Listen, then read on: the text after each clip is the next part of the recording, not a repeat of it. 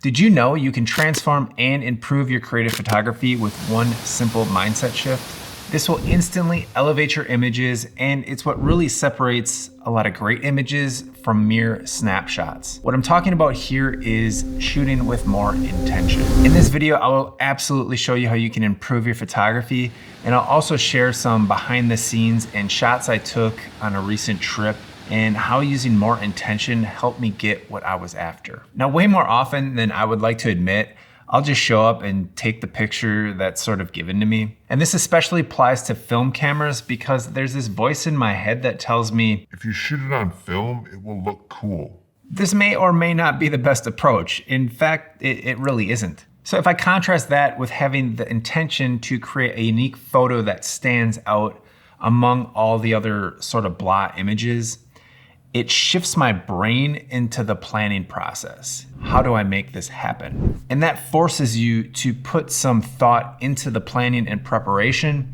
and to set your intention for what you actually want to create. So here are just some key elements to planning and shooting with more intention. Lighting. Light is everything in photography. It influences the mood, atmosphere, and visual impact of your images. Now, as someone who's made a living shooting portraits for quite a while now, it's really just so obvious to me that lighting is everything. When I plan out my portrait sessions, pretty much everything is based on lighting in order to get the look and feel I want in an image.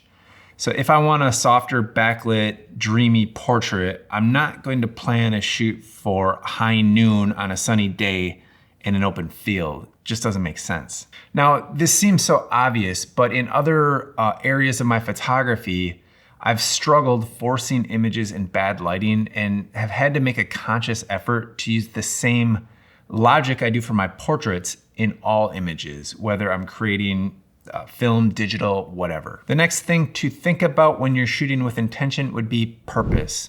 Consider why you're shooting a particular scene or a subject. Is there a story you want to tell? Emotions you want to evoke? Having a clear purpose will guide your creative decisions and help you create more impactful images. I would say composition is very, very important. Pay attention to the elements within your frame and how they are arranged. Consider factors such as leading lines, symmetry, framing, and balance to create visually appealing compositions and photographs. You're gonna wanna think about how each element in the frame contributes to the overall message you're trying to convey. So over the holiday here, I spent a few days traveling up on the North Shore in Minnesota, and I really wanted to put some of this shooting with more intention into practice. And honestly, I have to say this can be much easier said than done.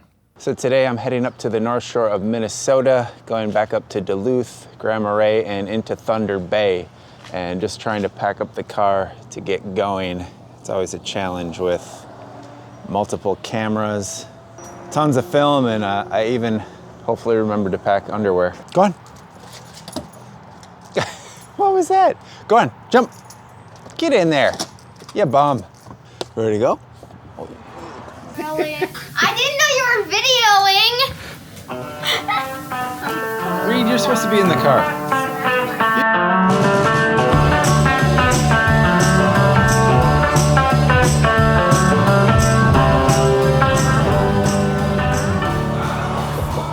I mean, right off the bat, I failed and I started shooting this wild looking fireworks stand slash jean store outlet. I mean, it was pretty interesting, and I'm only human, but definitely not a lot of planning going on in this one. But in my defense, I did take only 2 shots because I brought kind of a limited supply of film with me, and I am happy with both of the images. So it was still worth it. So after we got through this minor distraction, we got our fireworks. Roman candle might get you in trouble, and this one might get you in trouble. Bottle rockets. And we headed up past Duluth.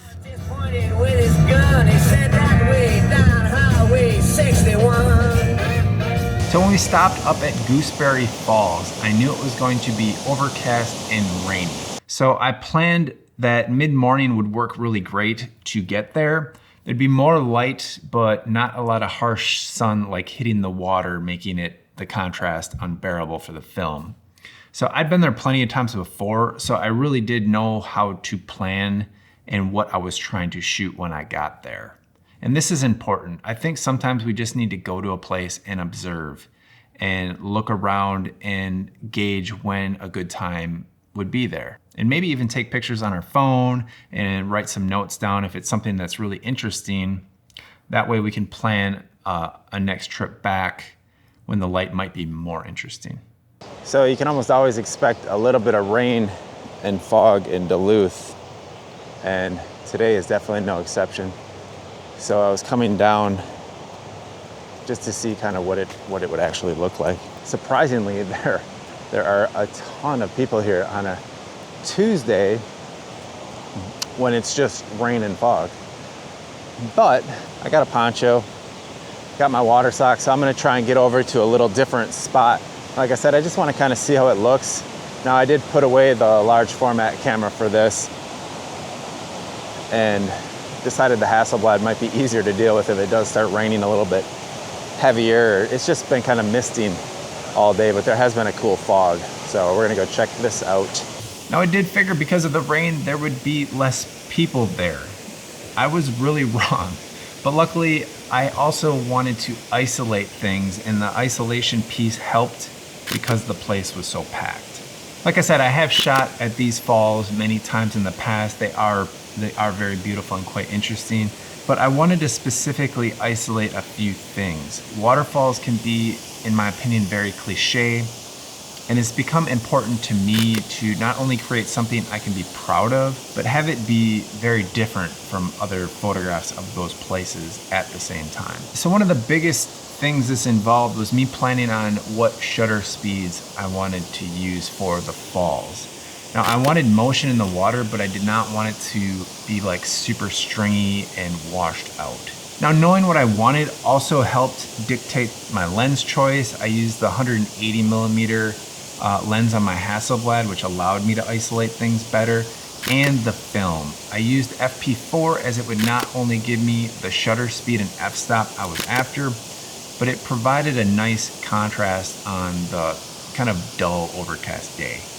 And really overall, the environment for the shots that I was looking for, it worked out really, really well. So I really, really believe that taking these steps of having more intention and planning will make your images better. It means approaching photography with a purposeful mindset and a clear vision of what you actually want to achieve with your images. This is pretty huge. It involves being mindful and deliberate in your process, from planning and composing the shots to your choice of film, and ultimately how you're gonna print and edit the final results. And if you're interested in printing, you should check out this video right here.